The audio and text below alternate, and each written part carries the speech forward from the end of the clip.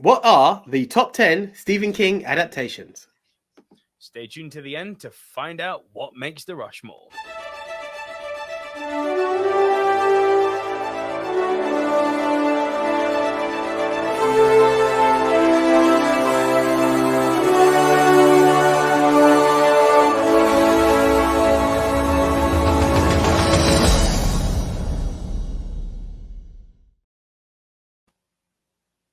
Hey, screeners, how you doing? It's me, the one AJ, Anthony Jordan. And me, Nico Liro, getting into the swing of spooky Halloween season now. Indeed, indeed. And who else? The one who is revered in the name of spookiness. Not that everything that he's done is spooky, but we are talking about the one and only Stephen King. Some films you are very familiar with Stephen King's. Some will shock you that they're Stephen King's. Either way, the Silver Screen Dudes are going to be giving you their personal top 10s of what we appreciate in Stephen King. But before I go into that, and before we do start talking movies, Nico, would you like to tell everyone what the Movie Mount Rushmore is all about? Yes, it's basically a weekly top 10 show in our 6th season now between two best friends from school. Here's how the show works. AJ, sorry, I just got distracted there because StreamYard has just announced a new video backgrounds are now supported in the studio. That's got my creative juices flowing, and we're back in the room. Each week pick a topic, we go our separate ways, and we come right back here into our little video podcast and deliver to you, our film familia, the Silver Screen Dudes, our individual top 10s. This week, AJ will go first, delivering his bottom 3. I will then deliver my bottom 3. AJ will deliver his next 2. I will deliver my next 2. And then when we get to our top 5, we will trade one apiece. If at any time while we are rounding off our individual top 10 list, one person has a movie in a high position, that person will say, punt. And we will punt and talk about that movie when we get to the high position. Once we have both rounded off our individual top 10s, we will create the Movie Mount Rushmore. These are the 4 quintessential, diverse, must-see movies of the genre, which this week is... Top 10 Stephen King adaptations. Movies, not TV series, before anyone gets into it. Okay, now, what happens once we, the screeners, have delivered to you, we, the Silver Screen Dudes, have delivered to you, the screeners, the official top 10? It gets even harder because you have to crown El Capitan, El Numero Uno, the best of the best of the best, with honors, sir. And to quote Alada, in the end, there can be only one. Now, how do you crown the one? Well, that's pretty simple. You take the 4 films that made the Rushmore, you head on over to @MovieMT Rushmore, the official X page of the Silver Screen Dudes, or more importantly, @We Love Movies, the official @Movie Pulse View, the official page of We Love Movies, headed by good old JT. And there you will see the film and you will cast your vote. Last week, our topic was the top 10. This is a ranking of people, the best actors who played multiple comic characters. And our contenders were Michael Keaton, Nick Cage, Josh Brolin, and Aaron Taylor Johnson. Right. I'm going to play because I was that ignorant person last week. And I said I'm going to be arrogant, so I'm going to go for it now. In 4th place, I am going for Josh Brolin. Nope. Yeah, if it was an old season, you would have heard a swear word. Okay. ATJ. Yeah. Annihilated. 6%. Oh, I didn't think it would be that bad. Okay. Yeah, he's just above Coach Carter and James Wan. Okay. This guy is Marmite.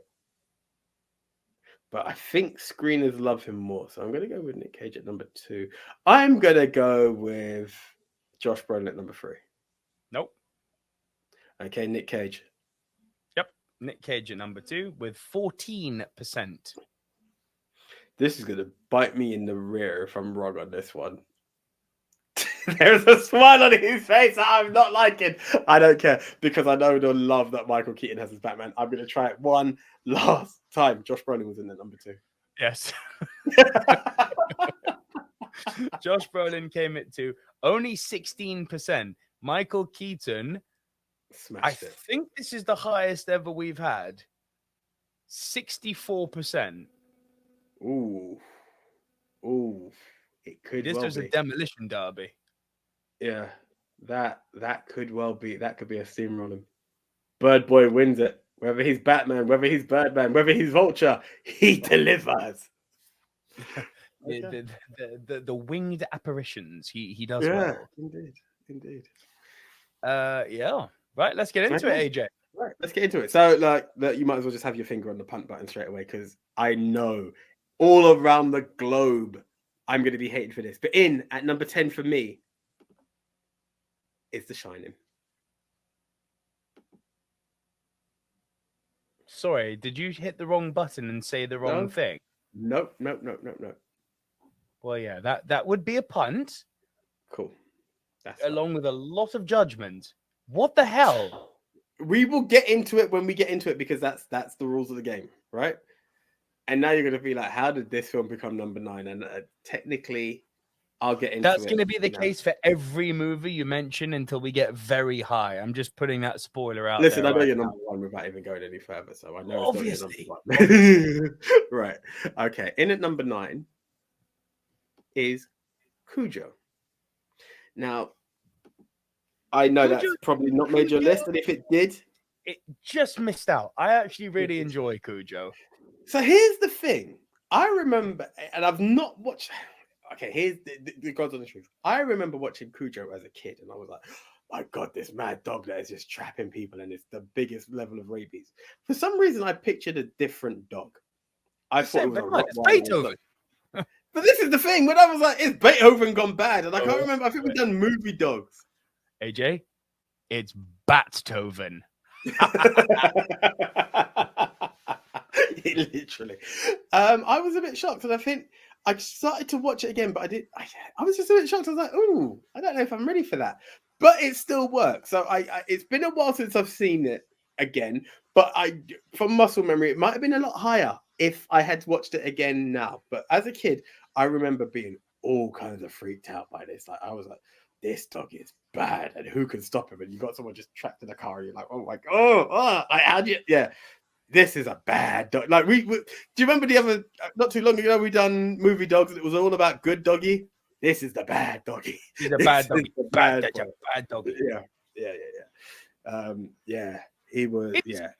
It's Jaws in a car with a dog. That's literally what it is. Yeah. It's very contained, but it works, and it's I enjoy it. But I need to be revisited. Cujo's a lot of fun. They did an amazing job training the dog, man. Like, because the dog. You know what? Now that you stop to think about that aspect of it, hell yeah. Like, respect to that Saint Bernard because he went in on that car, man. Like, yo, weren't no animatronics there. That's a well-trained doggo. He's a good doggo playing a bad doggo. Give that doggo an Oscar. Give that doggo the golden biscuit. The golden bone. The golden bone. Still probably have more value than the Golden Globes. Fact. Come at me. Fact. No, it's a fun movie. It's typical Stephen King fare, isn't it? Small white picket fence, little suburban town. Things go wrong. Seen it all before. It's Stephen King's wheelhouse. But it's fun. Cool. This one might be in similar territory or might be a punt as well. Again, people are going to feel like I don't know how to judge Stephen King films. First time watch for me this week. Well, last week, whatever. It's The Girl Whose Prom Went All Kinds of Wrong. Carrie. I'll share something with you. It's a first time watch for me too. From beginning to end at least. And it is my number 9. Okay, so my take on it is, now don't get me wrong, sometimes I hate when people, I don't want to say overhype a film, but the ending is so well known that you're watching the film just waiting for it to happen, and I feel that is the downside to it, because it sounds so weird to compare it to this. I'm doing this more in the book than the film. Matilda uses her telekinesis throughout the movie or throughout the book. We're aware that Carrie has it, and we see like the bullying that happens very early on when she starts menstruation and she's not familiar with it all. And it's this weird kind of bullying that you don't picture would happen. Like, I know people can be all kinds of evil or what have you. And I know she's very protected, so very unaware of what the human body will do. But I felt like we just had this story of people out to get the most innocent girl in the school, which happens in a lot of films. And it was It's like what Yul Brynner says in Cool Runnings. We're different. People are always afraid we're different, right? Yeah, It's simple it's as that, that. and that is that, and it purely it is that. And I watched it, and I think it's just that what happened in terms of her power, which we've just learned to expect, it just happens at the end. And don't get me wrong, the film does continue after that, but it felt like we had this whole build up of people trying to get to her, and then it all just happens, bing, bang, bang, like the prom scene. She goes back home, XYZ happens, film done. And I just felt like I don't know what I was looking for, but I was just looking for a bit more in the build up to it, as opposed to people just randomly like, we're going to get Carrie. I can't stand Carrie. Carrie nearly made me lose my thing. How dare the teacher say I'm not allowed to go to the prom? It's all because of Carrie. And I just felt like it just needed a bit more depth in the build up. I'm not saying I needed to see her telekinesis more, because maybe for her to realize what she's done, that she owns, and then really go Well, back. there was. She did that. The whole film was about that, wasn't it? It was about her going to the library, learning about telekinesis. She tested it out on Yeah. a few people. You know, she used it on her mum before the Yes, party. yeah, true. There But I were just, instances of her using it. But no, I take your point. That, and this is where I've often had an issue with Stephen King's writing, and not just with the adaptations, but the books themselves. There's a lot of things that you're just meant to kind of take for granted. Yeah. You know, and yeah, for some people it works, and some people interpret that as, you know, the unknown being the big fear. But for me, it's like, well, the thing about what I've always had an issue with is that he never delves into the unknown. He very much tells you it's this, but then just doesn't really develop it. I think I can agree with that. I think I will agree with that a lot. Yeah. That's That is always been my profound issue with Stephen King. There is no sense of unknown. There's no like, how did this happen? You are literally just asked to take things for at face value, and then they don't get developed much. And this is another case. What's interesting, I think, above everything, you look at who directed this, Brian De Palma, and he opened the floodgates, because this was the first ever Stephen King book that was adapted into film. Yes. And the rest is history. So in that sense, it's definitely important and deserving of being on the list. And I do say Sissy Spacek was so good as She's Carrie. awesome. She's awesome. That like it's just a lack of depth. That's honestly my beef with it. Aside from that, the film's brilliant. I feel, had it not had the hype of Carrie in the prom, and I just watched it on a face value, which it was hard because of the hype. Again, it comes down to, I think I can liken it more than anything else, the Sixth Sense. When someone has told you, I see dead people, you're just like it's there, and that's kind of what I felt this film had. It is there. Yeah. They do build the set. I mean, just like yourself, I knew what was coming, but they did build the tension well. You know, the way that they were very slowly panning up to that bucket of blood, the way that everything in the build that was like, slow, breathe, take your time. I really loved her performance, though. This capturing this innocence and then having to go full demon. It was like, I like what you've done here. See, it's good. It's really good. But you know, very 70s, very like that type of death, very, very melodramatic, very Adam Copeland. If you know, you know. If you know, you know. What was I going to say? I am intrigued, and I am intrigued to see the remake, and I know it's on Prime as well, so I may check that out. Did you get a chance to see it at all? No, I haven't. Yeah, I do want to check that out. Although it is one of the books where, you know, Stephen King has never made, I mean, I don't know where he stands on religion, but I get the impression from his scriptures that he's not the biggest fan. You know, the way he depicts religion in his novels, if he is religious in any way, then he's a hypocritical mofo, ain't he? Like, God for a buck. And if he's anti-religion and you told me that, I'd be like, yeah, I believe you. Mind you,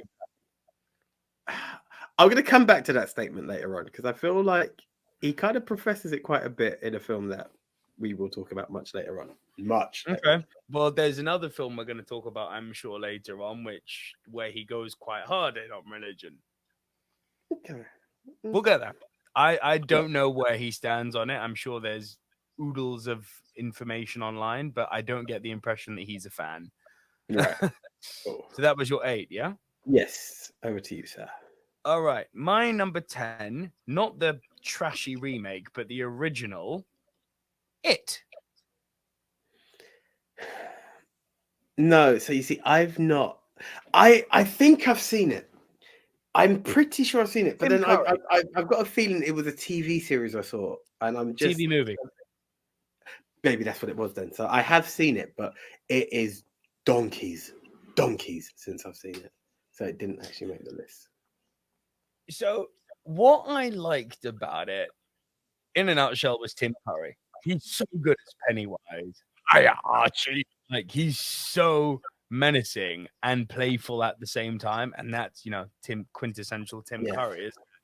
I loved what he did with this role. And I thought this was such a good adaptation of what King's book is. I have read it, the big freaking tome that it is. And I wasn't a big fan of it. But anyway. This I thought was a lot more true to form than the remake. And at least this one, the one thing this one didn't have, which is a good thing, was an inconsistent tone.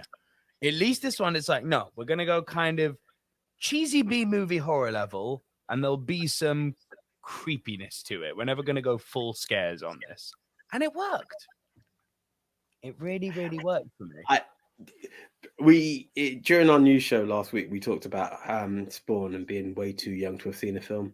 Me and it were way too young when that came out. I shouldn't have seen it, but I remember seeing it. Like, I know that, and it worked. It worked. So I like respect to it. But for some reason, I thought it was a TV series, which is weird because I didn't think I tuned in weekly. But yeah, makes a lot of sense. It was a TV movie. Okay, yeah, and I can see where if you're freaked out by clowns, I can see where you would have got that from. So yeah, it was my 10. Carrie, which we've just discussed, is my 9. My 8 might be a punt. It's one I've recommended to you before. My first of 3 Stephen King movies adapted by Frank Darabont. I'm going to talk about The Mist. It's just missed the list, bro. I'm not gonna lie. It was not available. What is that one? Wasn't a fan? No, viewing, just off the list of viewing because it wasn't available on streams. Like, yeah, Oh, and dude, then when you have to start going on a deep sea dive. Like, there are two films on my list. I won't bring them up because I don't know if The Mist is one of them, and then there's another one that it's still on my. Now that I'm on there, I'm like, I want to watch them sooner than later because and the Mist. You know what's funny about The Mist? I wasn't sure if you were pro The Mist or anti The Mist, but either way, I was like, I need to see The Mist, but I didn't get to see it. I saw The Mist. I think it was this year or last. It's very recent, where we were talking about like OMFG endings or something like that. And this one, I mean, obviously we had to reveal spoilers there. Now I remember this. Now I remember what you said. I was like, I'm entertained because you're not trying to reinvent the wheel. For 99% of this movie, up until the ending, you are literally a very self-aware, albeit very entertaining, kind of B-movie, creature feature horror movie. And it works. You don't have a big budget, so what do? You hide the creatures in the mist. Very good. When we see the creatures, are they threatening? Yes. Are they going to make me have nightmares? Probably not, but I'm going to be entertained by it. And then the ending happens, and you're like, sorry, this movie just went from perfectly passable 6 out of 10 entertaining to freaking 8 out of 10 territory. That ending, what the hell? Like, flip a movie on its head, why don't you? I remember you talking talk about a universal truth about a mistake that a human being can make if he'd waited 5 more minutes. Like, oh my god! Like, I remember this ending. I remember. Hell. And it's one of those things. I feel like if I went back and watched, it would be that much more impactful knowing what's coming. Hearing the wheels of the the treads of the tanks turning and stuff. It's like, oh god, it hurts so much more now. Like, yeah, interesting. I do need to see this film. I do. The Mist is fantastic, and it's because of that ending that tricks you into, the movie, which is meant to be just, as I said, it's a B-movie creature feature, and then all of a sudden, it's not. It just messed with you in a hardcore way, like, oh, yes, movie. Go on, Frank Darabont. Nice. Cool. I wish it. I wish I wish I'd seen it, but it is on my list of stuff to see. So that's your number 8, yeah? My number 7, available on Netflix. It's actually a Netflix movie. It's actually been on my list of films to see for a while because I've seen someone watch it and I remember going out and I was like, this is kind of intriguing. Gerald's Game. All you. Have you seen it? Nope. Okay. So this this one would have been a lot higher if the principal, you know me already. When there's a certain twist, it's just going to do me. Yes, we are best friends, but yes. Yeah. So this one is really interesting the way it starts off, and it's very much self-contained in terms of a film. Is that you've got this couple who have gone off on a holiday. I think it's a holiday home, from what I understand, because they seem to know the neighbors really well, and they're looking to spice it up. So they're kind of playing like they're different characters or what have you. And the husband is into something that the wife is not into, and basically, I'm going to pull up the poster again. Come again? No, it's not that one. He's into some kinky stuff. So in order to spice it up, he ties her, he handcuffs her to the bed. And the handcuffs are like professional ones. So it's like you can't just like snap them. So 4-poster bed, both arms connected to 2 posters of it. And that's that. He starts getting into it because it's like a rape fantasy. She's not into it and like kicks off. But while doing that, he's still trying to like persuade her. He's like, but you wanted to spice things up. Here we are doing it. And now you're not into it. He goes back onto her and in the process has a heart attack. Yes. Exactly. He has a heart attack and she's just about able to kick him off. And as she does that, he's on the bed and falls off of the bed. Smack, and now you're starting to see blood pour from his head. So now she is screwed. Well, she's in a hotel, yes? No, it's a holiday home. It's a home, but it's like pretty secluded. And he even says it. You can scream, no one will hear you. Like the neighbors are away. It looks like what bugged me when they'd done a cutaway scene. It looks like the house next door is just next door, but he does say you could scream, no one's going to hear you. And like the cleaners and the gardener, they've done everything, so they're not going to be here. This is our weekend. That was what he had said. Okay, before. so I mean, look, the way I break that down is she'd just have to survive the weekend. Then she'd be just very thirsty after. Right. Maybe it was a bit longer. I can't remember what it was, but yeah, it was. It's now a situation of can she survive? Dare I say, I forgot to mention there was this dog a stray dog that she fed earlier, and that dog has now made its way to the house, and now she's obviously seeing this dog trying to eat away at her now deceased husband. And through all of this, it's a case of, is psychosis taking over? Because you see a part where her dead husband is now standing and talking about the actions she should have done. They start delving into her past. There's another vision of her. At one point, you think, very early in the film, so it's not a spoiler, you think she's broken apart, but no, it's her vision. So there are different conversations of different versions and stuff. It's a really good film.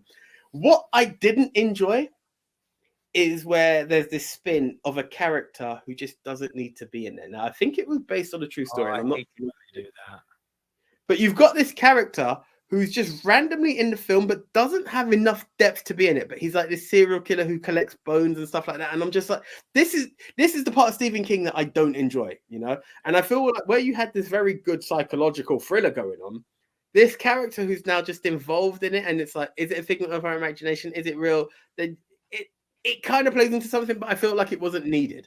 And for that's why it's just lower than it could have been a lot higher had it not been for that character, if I'm honest. But interesting. Yeah. No, okay. The premise sounds really good. I'm not gonna lie. Yeah. Your number 6. Not groundbreaking, but definitely worth a watch. My number 6. Fun. It's worth a watch. Yeah. My number 6 has come up quite. I think we both forgot about it, and now, well, I forgot about it. I think it might have been new to you. Now it seems to come up quite often in the world of films for us. 1408. Oh, hell yeah. That's my number 7. Let's do it. Oh, perfect. Perfect. Sorry, let me just get this image back up.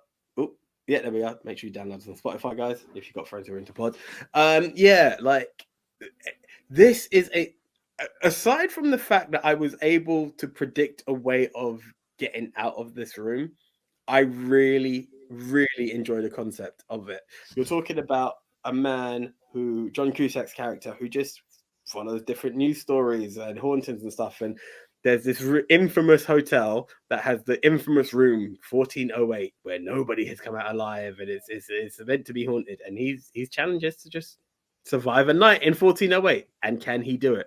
And you have the very, very creepy concierge that is Samuel L. Jackson along the way, who keeps popping in along the way. And while you would believe that, hey, it's just a room and it won't be there, he goes in very, unbelieving. Cynical. Like, exactly, the ultimate cynic. It's just, I will be able to survive this night. And gradually it starts to get deeper and deeper. Stuff starts to happen, and it starts to play tricks. Stuff happen in the room. Is it going to happen? He thinks he can escape the room. He thinks he's out of the room. Then he finds he's back in the room. It just gets more and more of a mind F. Again, if this was another season, I would have said another word. But yeah, it goes all kinds of crazy. And I enjoy the challenge. Yeah. It's the kind of trippy that I enjoyed. Without, as I said, there was one way I was like, I know how to get out of that room. It ended up being the way to get out of the room. And that's the only thing that bugged me, because I'm like, just do that. So that was the only thing that's always bugged me with 1408. But the build-up, I think, is amazing. Yeah, so what I'd add to that is that I, unlike you, I think you had one of your Veers moments. I definitely hadn't clocked how to get out the room. And that's partly because I'm dumb, but also partly because the movie really got its claws in on me. Like, it's for such a what is a baseline, a stupid as hell premise, like an evil room. Like, what? My God, do you buy into it quickly? It's very effective. Sorry, that was totally me. Apologies. What I say above everything, it is so creepy. Like the sound choices they make, the creaks, the glass, the crinkles, the flushing of toilets, all these very, very highly relatable everyday sounds that get used in a way that even if it was you in your home, if you heard that, you'd be like, why is that happening? Yeah. It's stuff that could happen and that you wouldn't want to happen in your household. And I love it when horror does that, where it's like, this could be you. You ever been at home and heard a creaking board knowing no one else is at home? Spooked you a bit? Mm-hmm. Exactly. Houses make noise, buddy. It's like, yeah, they do, don't they? Rooms make noise too. God, this room's evil. Get me out. Yeah, things that go bump in the night. It really plays on that. It really does. It's great. And it's very hard for someone like myself who consumes a lot of horror to watch, especially an old horror movie, which usually has to rely on old tricks. For it to creep me the way it did, there were literally moments, because I was just watching it on my phone one night, where I felt myself pulling the cover up. I was like, no, leave now. Like the part that there was a part where I was like, yeah, this is exactly how I'm feeling right now. Because John Cusack, he is the ultimate cynic in this. His whole career is literally going and debunking disproven, isn't it? Those stories. Yeah, disprovement, right? It's that point where he realizes that the room is flubbed up, and he just grabs his stuff and goes, nope, and leaves. And I'm like, yeah, that was me 10 minutes ago, bro.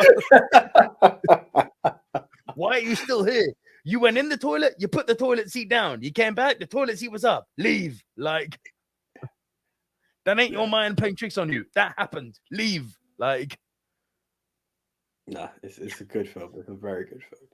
It really is. And when you're so not expecting anything and don't know what something's about, that you go in and you're so pleasantly surprised. This is that for me. Yeah. So that was your 6, yeah?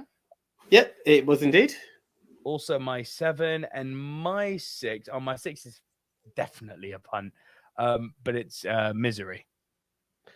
It's your what? 6. Where's my number 5? Oh, I thought it'd be harder for you. Okay. So here's the funny thing about Misery. Original viewing, where he's bashing religion, by the way. Yes. Yeah. You're not wrong. You're not wrong. My initial viewing of Misery was as a kid, and Kathy Bates shook me up something rotten in that.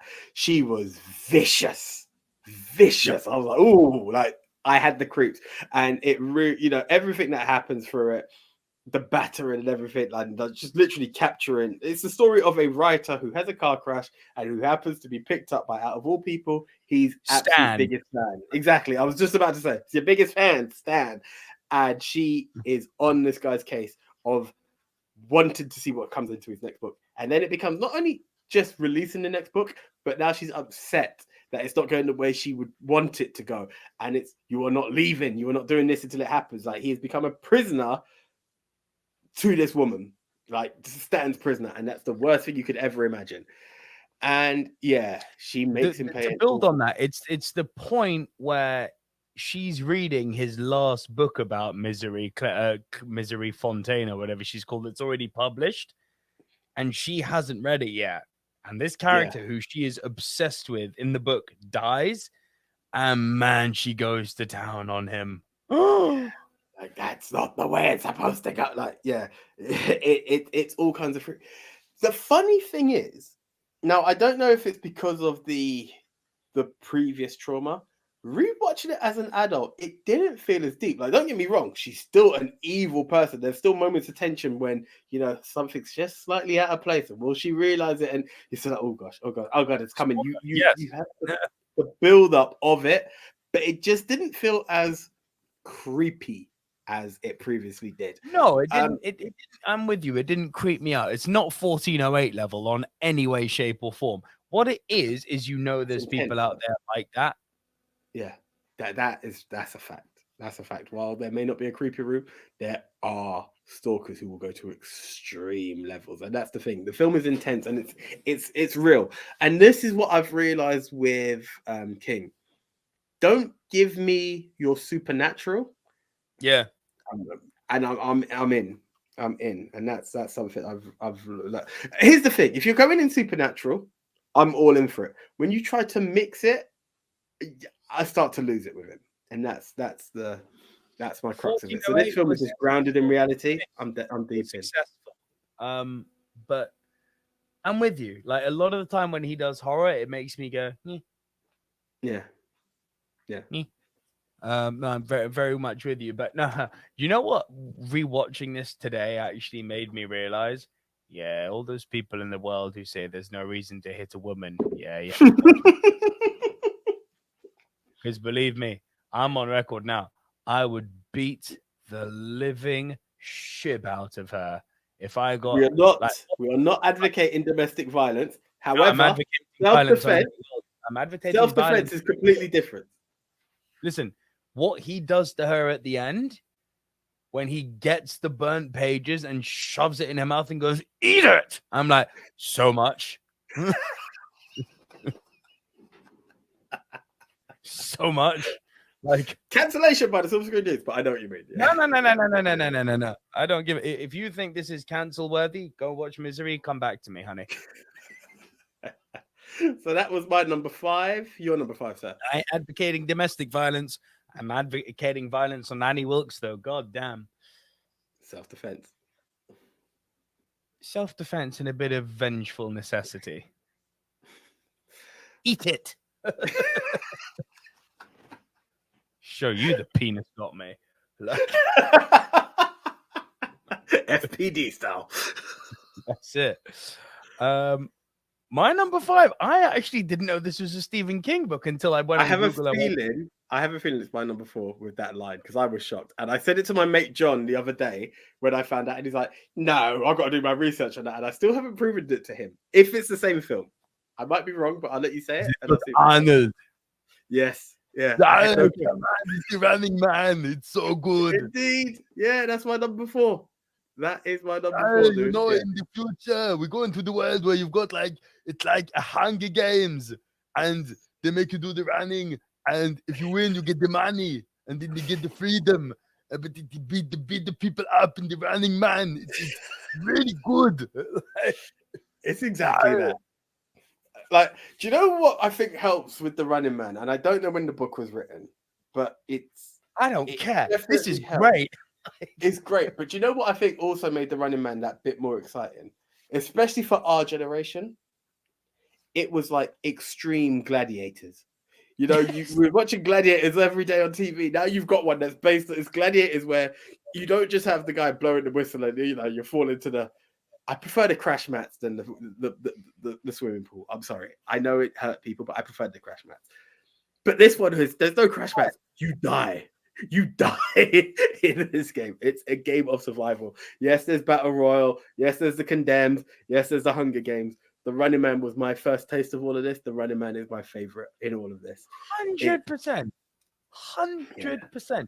The only thing I think they did wrong, and was also the same thing they did right, was actually casting Arnold. Because he's not a good runner. Okay, fun fact. Would you like a bit of trivia? You're going to tell me he was. You're going to tell me he was like some varsity athlete runner, right? No. Do you know who was meant to be the Running Man? Please tell me Tom Cruise. No. It would have been about 12. Ready? And it would have been an interesting film all the same. Christopher Reeve. Oh, that's just up. Sorry, I shouldn't have said that. You're good. That's just bad irony. Like, oh gosh, I didn't even. At the time, I was just thinking super. Yeah. Oh so gosh. bad, AJ, that you brought that up. That's so bad. I'm looking at the pedigree of the actor. Now I'm thinking Chris Rock. Now I'm thinking Chris Rock. What kind of effed up stuff is that? Superman can't walk. What's next? Acrobat drowned in the tub? Oh my God. He's like that skit from Eddie Murphy where he's talking about Stevie Wonder. Yo, Stevie, you want to impress me? Take the wheel. But yes, I did not read it in that way. R.I.P. Christopher Reeve. But yeah. The moment you said that, I went, is he joking with me? Or does he not realize what he said? No, look, at the time, he was a fully abled man. He was meant to be that. No, I appreciate that. But it's yeah. because you started this whole thing by saying, do you want to know what the irony was? And I was like, oh, he's deep. Jesus. No, yeah, it was the irony of you saying it didn't work as Arnie, but it did. It was like, yes, yeah, it didn't come out that way, brother. Jesus Christ. Apologies to anyone of the Reeves family ever seen that. Reeve, the Running Man. That does not read well in 2023. To the Reeves family, it was no disrespect of irony. It's just when we were saying he was not meant to be cast, there was an actual front runner in the great actor that was Christopher Reeve. Yeah. But so this is the thing. Arnie's not the world's greatest actor by his own admission, and he's not a good runner from what we saw in this. Like that scene where they've got him on tape running away in the airport, and then like, is it Cocteau? No, Cocteau's Demolition Man. But they're the guy who manages the running games, the big villain essentially. He's got that video playing of Arnie running in someone. He's like, "Hello, you beautiful mother flubber," and it's like, no, he's not. That's not a good runner. Who are you trying to kid? But despite, in that sense, not being a good fit, in the other sense, so good. Yeah. Come on, the guy who says, I'll be back is going to be the Running Man. Yes. Yeah, all day. It worked so well. So well. And the villains in it, Fireball and Dynamo. And it's like, yeah, man, come on. And they had the killer freaking ice skater, like the hockey player with the big razor hockey stick. Fun fact, he was the sewer cleaner in Teenage Mutant Ninja Turtles 3 Turtles in Time. I was like, you got to be a killer. Yes. Nice. Oh, I love this film top to bottom. It's so good. Yeah, I get the Running Man. Yeah. I think it would be a good remake, by the way. It needs to be done right, because if I remember rightly, Oz from American Pie, he done like it was a rollerblade version of it, and it sucked. You need to get the right cast to make it happen. You need the right person to make it happen, and I have this strange, icky feeling that people would instantly cast Dwayne Johnson, and I don't know if it would work. Oh, kill me now! Don't do it. John Cena, however. Oh, Cena I would take. I do not want Vin Diesel anywhere near that film. Cena, I would watch doing the Running Man. A really violent modern Running Man with John Cena, I would watch in a heartbeat. But then again, go back to what you said. Give us Tom Cruise. Yeah, so much. Do you know what? Tom Cruise or Matt Damon? I think I could But really Tom enjoy a Cruise Matt is Damon too version. clean cut now. I don't think he'd do something hyper violent, and it needs to be hyper violent. Nice. Yeah. Cena would. He did Suicide Squad. That thing was violent as hell. Like, yeah. Interesting. Comment below, guys. Who would you cast in the remake of The Running Man? yeah, it's a great question. Who would you cast in the remake of The Running Man? And I'm just going to keep putting it out there. John Cena is better than The Rock in every sense. He's a better wrestler. He's a better actor. And he's done better movies. He just has. I don't know how this can be argued. Yeah. He You know, really Rock does some has. stuff. I know some people don't like those stuff, but like Rock doing Walking Tall, Welcome to the Jungle / The Rundown. Rock had some early stuff that weren't too bad. Yeah, but it's got worse. It's progressively got worse. Walking Tall, sorry, no, The Rundown I really enjoyed. Gridiron Gang I thought was really good. But then, dude, he's doing these movies like San Andreas and Skyscraper and that god awful Jumanji remake, which people were like, oh, it's really good. It might be better than the original. Shut up. That was blown smoke. Man. Have a day off, mate. Seriously, sit down, put on the kettle, have a day off. So that was your 5 and my 4, right? Yes. So okay, my press 4. the punt button. Oh yeah, sorry, yeah. My 4. Yeah, of course. Might be a punt. Stand By Me. Yes, that is indeed a punt. Okay. Your number 3? It's punt time. It's definitely punt time. The Green Mile. Punt. I knew it. Duh. Trust me, I knew it. Okay, so my number 2, yeah. Sorry, I lost track there. It was. I just punted your 3. Oh yeah, sorry. Yeah, I was right. Yeah, I was waiting for you, and it just felt like there was an open gap there. That's why. Is it my turn? Yeah, it's your turn. My number 3 was the mega punt from earlier, mate. I still think you're crazy. The Shining. So here's the thing. I'm gonna put it out there, and I think I said it when I first saw it, and I'll say it again. I've always heard that here is Johnny, and like I thought this film was going to be amazing. Everyone says like, "Hey, come play with us, Danny," whatever. I was so disappointed in this film. I can't, and this is why I'm guessing, unless it's your worst, I'm going to bring it up now. I'm aware that King was not a fan of this film, correct, and he was very much a fan of Dr. Sleep, and that's what made me really want to see that. Stephen King can shut the flub up because Dr. Sleep sucked. But I was more intrigued to see Dr. Sleep, and I was very upset I didn't get to see it because I was like, I might have the same view he does when it comes to this. Again, going back to what you said, where with King you just need to accept stuff. I was so disappointed in the way that we are told what The Shining is. It's like this family move in, they meet the concierge on his way out, and it's like, I can see it, Danny. You have what I had.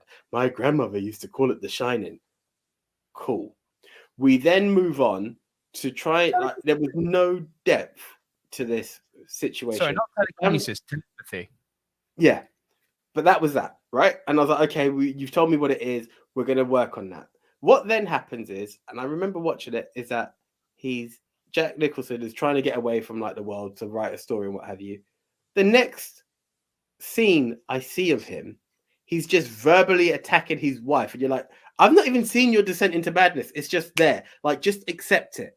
And that was just like, huh? Now maybe that part played on me, and then come again.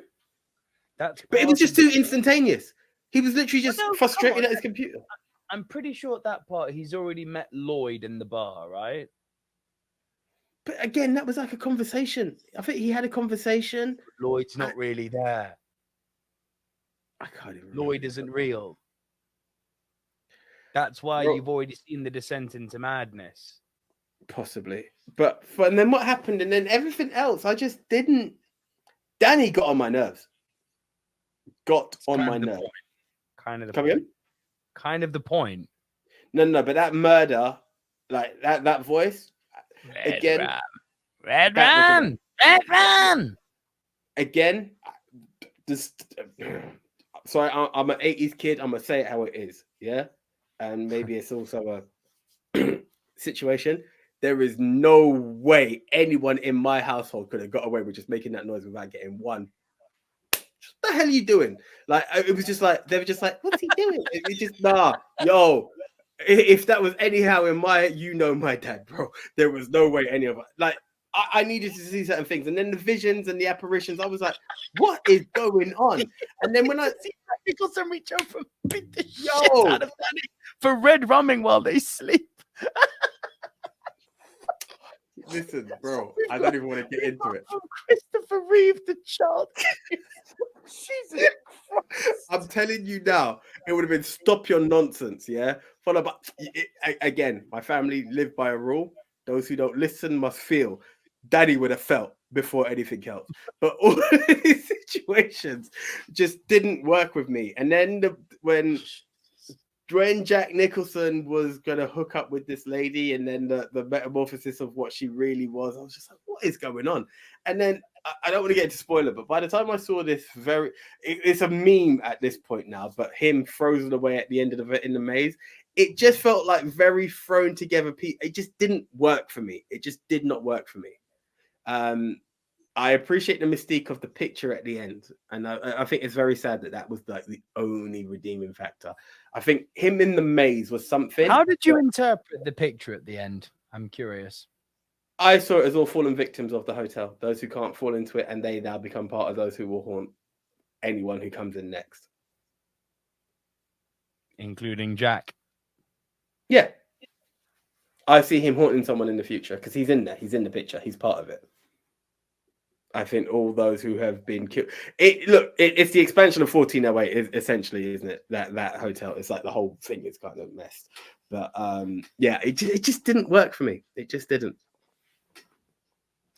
I think it's just a suggestion. Sometimes the Coen brothers are especially guilty of this. You watch a movie like Hail Caesar. I needed, when I first saw Hail Caesar, to go and do some, call it extracurricular reading, to be like, there's a movie here, and I know I missed some stuff. Please explain Hail Caesar. Explain this scene in Hail Caesar. Explain the ending in Hail Caesar. And then you read it, and you're like, oh, yeah, that actually does make sense. Okay, looking at it through this lens, now I actually really like this film. Might I advocate you going to do a bit of that with The Shining? Because it is a superb film, dude. I'm intrigued. Like, partially, there's a part of me that even questioned if I should read the book. There's a lot behind The Shining that I'm intrigued. This is the problem. Not that there's a bad thing in reading, guys. We do talk films, but yes, do pick up a book, train your brain. But yeah, maybe it's a bit of research followed by a review. And look, before we pressed record, we were talking about our appreciation for The Godfather growing. Like, first viewing for both of us is something we didn't enjoy. This is a one-time watch for me. It is actually a one-time watch, and maybe I could appreciate it more. But then there is another factor that we also discussed pre-recorded. I'm not too sure how much of a Kubrick fan I am. I know, get the guns out for AJ today, but yeah, it's just the way of it. But who knows? I'm willing to give anything another shot. So that was my 3. So you're 2. So it was The Punt from earlier. Stand By Me. Of course, we know what your number 1 is then. Stand By Me is amazing, dude. The greatest coming of age movie ever made. Yeah, look, do you know what? It very, very nearly made my number 1. I'm not gonna lie. I don't know. There was something that just tipped the number 1. But the story, as you said, it's just this. It's a coming of age. It's a journey. It's a friendship. It's a bond, and it's just different angles and ways people's lives go based off of one event and how you handle it and what becomes your future. And what I also love is these are kids who've made a movie. We can all look back at Home Alone as a great child movie and XYZ, but when you look at child stars, these are some very it could have been a lot more. Sadly, none of them became anything. I mean, River Phoenix probably being the standout, and he sadly passed away. Will Wheaton did Star Trek. No, but this is what I'm saying. But yeah, but what is Will Wheaton short of Star Trek, The Big Bang? Like they joke about who Will Wheaton is later on, you know. Um, in terms of it, everyone became a TV star, and I think River Phoenix potentially had the potential to be the movie star, but was taken Oh, away too soon. River Phoenix should have been the next James Dean, and it never, got killed. Yeah, yeah, that was it. But there's something very sweet and redeeming about it. You know, it's a father telling his kids a story, and it's just something of his childhood, and it's just sweet and warming. And this is again going back to what I say, grounded King. I'm all for all day long. I'm for it. You don't need no supernatural in this, and you've got a nice story. There's a bit of a what if, what happened, and Yeah, accountability. dude. Not only grounded King, I'd build on that. I often lambast him for going to the. I find it tried and tested. Another small white picket fence town. This scenario, it works. Yeah. For the story we're trying to tell, the setting of a white picket small town works perfectly here. Yeah. The story's really good. I love the way that you get natural exposition about each of the kids and, kind of who they are through, just the natural denouement of the movie. I thought they each had a really unique, engaging background. I like, the song they had. Nights without a marina savage night. It's just a nice film, despite ultimately being quite morbid, because Mother Flubbers are going to look for a dead body. It's like, oh, Exactly. okay. But it's a story about companionship, and it's one of those things where I think anyone would look at and be like, oh, I wish I'd had like something like that, when I was growing up. Being able to just go with 4 buddies off on an adventure for a few days. You can't do that anymore. No, and it's a dying up. As every generation comes, it's just less and less of a thing, and it's sad. It really is. Well, it's the dangers. It's the fact that we're all on our phones now. It's the fact that a lot of us, live in the big cities. Not all. I mean, I don't live in a big city anymore, but it's very, very much a nice time capsule. This movie, I like it for that. I really like it for that. Cool. So that was your 2. So my 2. Okay, just say punt. Yeah, I'm sure. Punt. It's obvious. It's obvious because it can't be not. There's no way it's not on the list. Put it that way. Yeah, exactly. Your worst. I have a feeling we're going to have the same worst. So is it in relation to your number 10? Yes. Yeah. So this again, I know that we could talk about rewatching, and I'm going to put the poster up now. But piece of shit. Yeah. Now I'm going to be honest. I've already seen the first 20 minutes of this film. It was the minute I saw Pennywise in the sewer, and he's tempting this kid to come in, and the voice was irritating. The teeth was just ridiculous, and I thought, for all the hype that people talk about this film, this isn't for me. And I've never felt so negative about a film as I did with this one. To just be like, I can't remember what we were doing as an episode, but me putting that on, and I went, there are too many films I want to see, and this is not one of them. This is a waste of my time, and I locked off. And I've not ever been tempted to turn back. I know there's meant to be never do an element of like it. Chapter 2 is meant to be quite interesting, but chapter 2 is remarkably even worse. I'm disappointed to hear that, but honestly, it took that opening moment of just seeing the villain instantly to go, I'm going to hate this film. I have never, ever, ever, I don't believe, done that with any other film. And I know some people, again, I'm willing to hear it in the comments. Give it another try. Keep watching.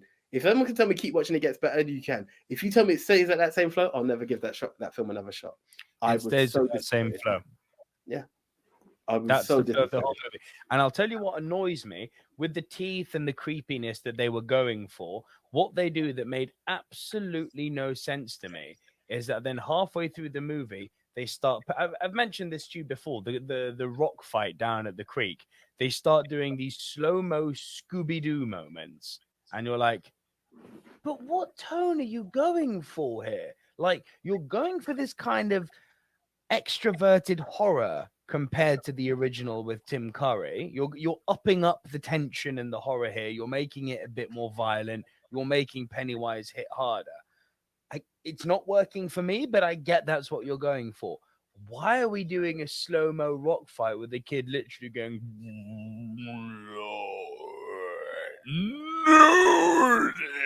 What are we doing? Pick a tone, man. I really don't think I'll ever enjoy that. Like, I don't think I'm going to go back to it anyway. But do you remember in Pet Detective, in Ace Ventura Pet Detective, when they check him into the asylum, full scene, and he's like, I can do football in super slow mo, and he goes, yeah. You remember all of that, yeah? So they start doing things like that in the movie, that level, and it's not meant to be comedic. And I'm like, but it doesn't fit. Why have you made this decision? I don't understand why you've made this creative decision. And it's one of those things where when you see it, there is no unseeing it. Some people just kind of took it and were like, whatever, move on. I saw it and I was like, oh, you are so betraying the tone you're going for here. That's unforgivable. Yeah. No. There's something I just did not feel for me. I honestly believe, and again, I've never done it. Never. If I was in the cinema, I think I would have got up and walked. I think that would have been my walkout. Cinema was an interesting experience with it because there was a lot of hype going into this movie, and so that hype was what was making me curious. I was like, okay. Then I don't know if I would have left. Huh? And now I'm thinking about it, I don't know if I would have left because I think it would get better, and then I just walked out really disappointed. Yeah, well, that's what happened to me. I kind of was like, I'm like, okay, it's gonna get better. It's gonna get better. They got some good kid actors in this. They got the kid from Stranger Things in this. There's some really violent moments. They're not shying away like they did in the Tim Curry movie. It's gonna get better. It's gonna get better. Nope. Yeah. Dumb. Oh, okay. I hope Bill Skarsgård ends up being better as the Crow than he is as Pennywise. I don't even pray for that. Okay, so that was a joint worst. So you want my number one? See, I mean, we've both got a Frank Darabont movie at number one. Yeah. Shawshank Redemption. Do you know? I think the only reason it outdone Stand By Me is because I've seen it more. Honestly, I think that's the only reason. So you really rate Stand By Me, huh? Oh God, yeah. I think it's a beautiful film. I think it's a very beautiful film. It really is. That to be the only reason Shawshank outdoes it, that's huge props for Stand By Me. I think it's a really good film, but there's something about Shawshank, and I've always heard, don't get me wrong, Shawshank is not or will never be my favorite film of all time. I know it's one of those films that is very popular. A lot of people. This is it. No, don't get me wrong, and I can understand why. I think the story is absolutely amazing of this accountant who's been wronged and is being manipulated by the prison guards, and he's slowly plotting what he's doing and the friendship he builds. And it was a very it's an easy watch. You can follow the journey, and this is what I love with it. To say it could be a favorite movie, I just think it's a bit of an overhype because I'm like, I get the story, but it's not that you need to be groundbreaking, but there's no wow moment to it to be like that. Oh, it's like, okay, I do not agree with you there at all. The wow is the escape. It is so gratifying. Listen, the escape is very clever. The escape is very clever, but is that favorite movie territory for an escape? I understand why it would be. It's proper holy shit stuff. Listen, do you know what it is? What I love about The Escape is, I was like, so that's what you were doing. Like, with every other thing, as I said, sometimes you see it in a film. There was not a chance in hell I understood what posters meant. I was just completely, okay. And that for that, it was there. But it's got a beautiful ending, For all of that, there was this bond of loyalty that's there throughout there between oh God, what's his name? Tim Robbins and Morgan Freeman. It was just a great take of a film for prison movies can be really awkward. They could either be hyper violent, they could be ultra dramatic. There are different angles to it. Then you've got something like this, which is just a journey. It's legitimately just a journey for me. It's like a more serious version of life to a degree. Like you're just following it from this point, and you just follow them through the time, and you just see the different elements, and you see a screw job here and there, and how you adapt to the new people who come up. And I just,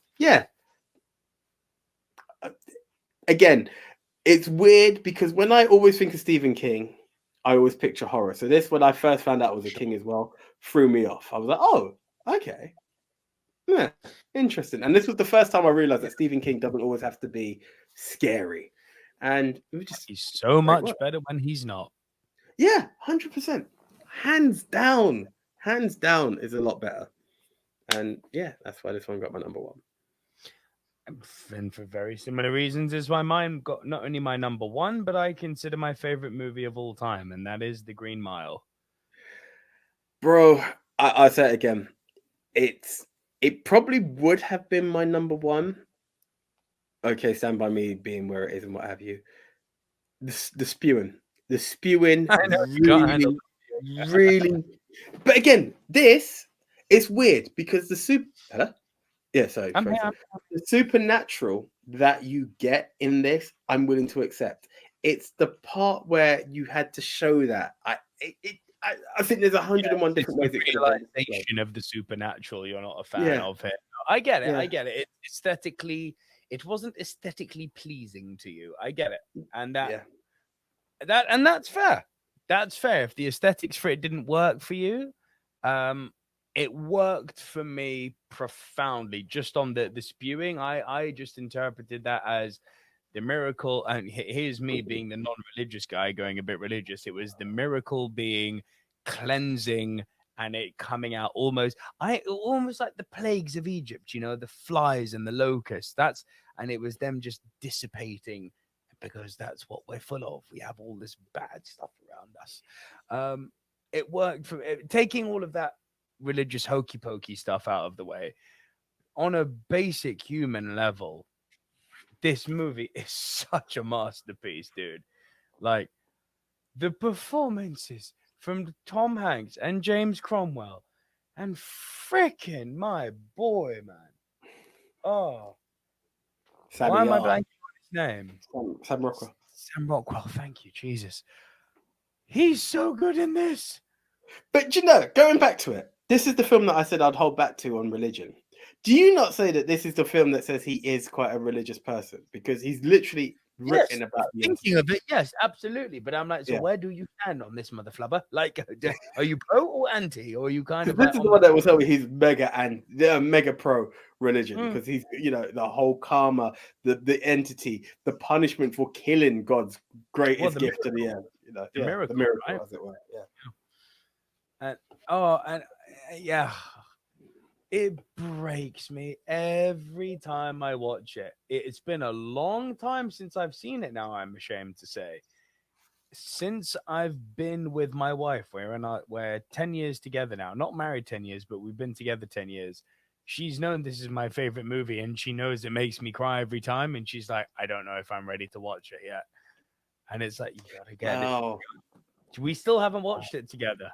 She's like, no, it's got to be a special moment. We got to hold off on it. I want it to be a big deal when I see your favorite movie. And I'm like, what's the damn movie? Because I used to have a rule where I would watch it every year. Once a year, every year I would watch The Green Mile, have a good old cry, and just appreciate how sometimes people are forced to make decisions that they don't want to make, and that can haunt them for life. That is... I don't know why that works for me. I don't know what traumas I've been through in my life that movie affects me so profoundly, but it hits me so hard, dude. And it's just, for a movie to affect me like that is why it just every single time I watch it, I'm like, yep, that's why you're my favorite. It gets me every time. Nice. Rushmore. Look, it's a beautiful story. It's never hit me that hard, but it is a beautiful story. I would never take that from it. The Green Mile, honestly, again, just Percy is a see you next Tuesday. Percy. Oh yeah. But that's the thing. Like, if you talk about emotions, and you look at prison life, and again, the journey, the journey through that, the people who come and go through this, the friendships that are built, this larger than life. I mean, he actually was there, but this monster of a man with the heart of gold, willing to do everything, like everything about it.